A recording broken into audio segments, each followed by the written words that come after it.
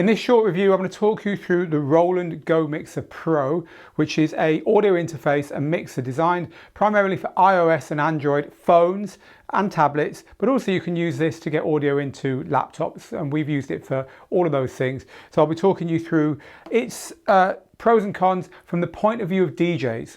Of DJs wanting to use it, for instance, to get audio into a laptop in order to live stream, or to get audio into an iOS or Android device in order to use this as both your camera and your live streaming device when broadcasting to Mixcloud Live or to Twitch or whatever. The reason that you'd want something like this at all is because the audio quality is what really counts when you're live streaming. And if you haven't got pristine quality, loud, clear stereo coming from your DJ gear, then you've failed already. But conversely, if the audio is all right, people will forgive cameras from portable devices and so on. It's the audio that really matters in these kind of things. So this is a solution for people looking to improve their audio for live streams.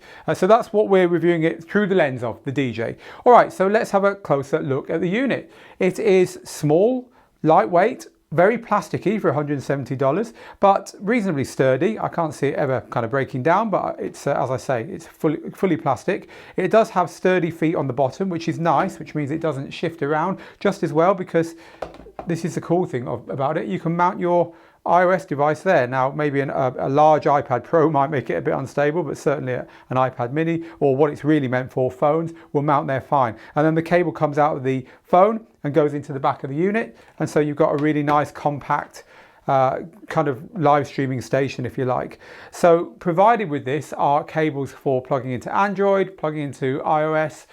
So you get USB-C and the mini USB and Lightning, but you don't get the cable to plug into your laptop. If you do want to plug it into your laptop, you're going to need a mini USB to plug in to the mini USB jack on the back of here, which will then go into the laptop, a mini USB to USB cable. All right then, so let's talk around what's on it. So it has 5 knobs on the top, of which 4 of them are to control the various inputs, and one of them is your main volume control. There is a peak meter which just flashes when you're going too loud, and there's a little power LED there as well. So that's kind of it for your monitoring as far as whether it's on or off and whether you're playing too loud or not goes. So the inputs round the side here, we have a left and right 1/4 inch inputs for an instrument or a DJ controller. Basically, this is where I'd plug the DJ controller in, which comes around onto its own knob.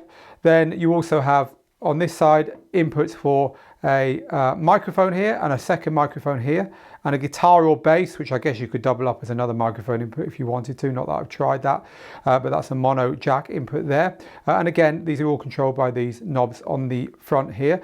But also down here on the front panel, there are 2 line inputs, and the line inputs let you plug in 2 extra stereo inputs, which could be very useful. It makes it very versatile. That said, they don't have a control knob on the top, so you're going to be controlling the volume of these based upon what the output volume of the unit is set to. So a reasonable compromise, I think, to give you so many inputs on the unit.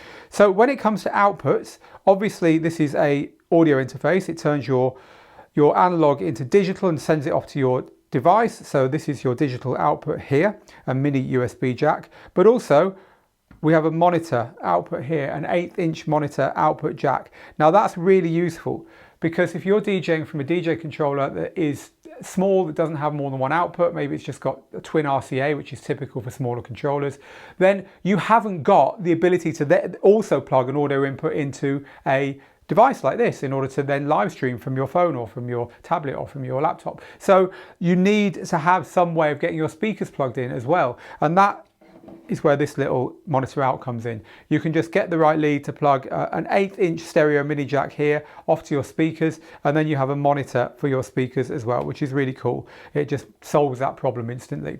Now this thing works from the power from the device that you're using it on, so it will just take power through here. Not a problem with a laptop. Clearly, if you're using it with an iOS device, you don't want your battery to run out in the middle of your performance. So it also has 4 AA batteries can be plugged into this section here, which I was just unscrewing, but I thought better of it. You can just pop 4 AA batteries into there, and there's a battery on-off switch at the back. That's useful because it just preserves the battery power here. However, for $170, I'd have quite liked to have seen that being rechargeable, or at least having the option of plugging in outlet power to the back of it, but there's no outlet power input there, so you are relying on batteries if you want to use it for power. And musicians will want to know that that also will power their mics if their mics require power. And there are other features on this, but for DJs they're not massively useful, but I will just talk you through them quickly. There's a loop back button for looping back the audio from your device that you are plugged into, and there's also a center cancel on one of the line ins, so if karaoke DJs will be nodding their heads now, it just reduces the vocals on any input track that you plug into that input. So for instance, if you had, you know, top 10 chart hits plugged in on an iPod or something playing there, click that and you can plug a microphone in on another socket and do karaoke over it, and it'll pull the original vocals down, so your karaoke star is getting the limelight and not the original vocalist.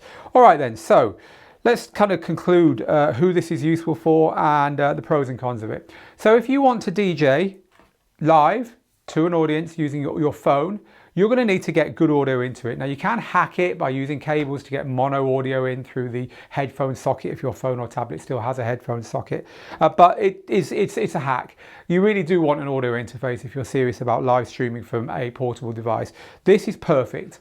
It's the only one that's got this really cool stand, which just makes it all easier. It's designed for this. So Roland has got lots of little apps that will help you if you want to record your sets and stuff. I mean, I won't go into those here, but you might want to take a look at them. They've got quite a funny little EDM one that flashes things on the screen and makes your performances look funky. But the point is, it's designed for this kind of thing. The leads are the right length, and it just kind of works as a live streaming audio interface for these kinds of devices. So that's a no-brainer. If you are wanting to live stream from the computer that you're also DJing from, if you're a software DJ and you've got a laptop there anyway, it's actually possible to get the audio into that laptop without using an audio interface at all, just by using software. Stuff like Loopback is a paid-for version, and Black Hole, both for Mac, and also an app called Jack Audio for Windows. So check those out if you're just trying to get good audio into the same laptop that you're live streaming from. You might not need to buy an audio interface at all to do that. If you are live streaming from a second computer, which is the best way to do it in order not to kind of overpower the computer you're using for DJing on, or if you're using it, you know, in a studio situation where you've got a dedicated production computer and you're looking for a small, lightweight audio interface with lots of flexibility, this is a great choice. It does have compromises. The monitoring is not very good. Musician types tell me that the sound floor is a little bit noisy, so it's not quite silent. I didn't hear any of that. It sounded absolutely fine to me. So it's obviously not meant for bona fide professionals in a full studio environment. But look, you can throw this in a bag and it'll pretty much do everything for you. It's almost like, we always recommend that DJs have a small live mixer just knocking around, just for exactly this kind of circumstance when you want to plug another DJ in. You can plug another DJ in to the socket at the bottom here, another system, so you can have two DJs playing on the same live stream, or you could have instrumentalists plugged in. You could have a bongo player mic'd up, you could have a drum machine plugged into this. Get it all mixed very, very quickly and have it pushed out live, especially if you just want to use the camera on your iOS device. You've got this thing here, you can perch this somewhere where you're all in view of the back camera or the front camera, depending on how you set it up. And it's just very elegant and simple and easy to do. So not the cheapest, but nowadays, the time of recording this, June 2020, there is precious little choice online to buy any kind of audio interface, because we're in the middle of the COVID-19 pandemic and the world has gone live stream crazy. So if you see this and you can afford it, get it. It will definitely do the job, and I kind of guess it's going to stay with you for many years to come, and you'll find yourself pushing it into all kinds of situations that you didn't envisage when you bought it. We really like it. It's the Roland Go Mixer Pro, and this has been the Digital DJ Tips review of this from the point of view of DJs. Now, if you've enjoyed this, please do like, follow and share, and if you want more reviews like this, check out digitaldjtips.com, where we have hundreds of them. Meanwhile, get good, stay safe, get out there if you can, and make the moments. And I'll see you again very soon.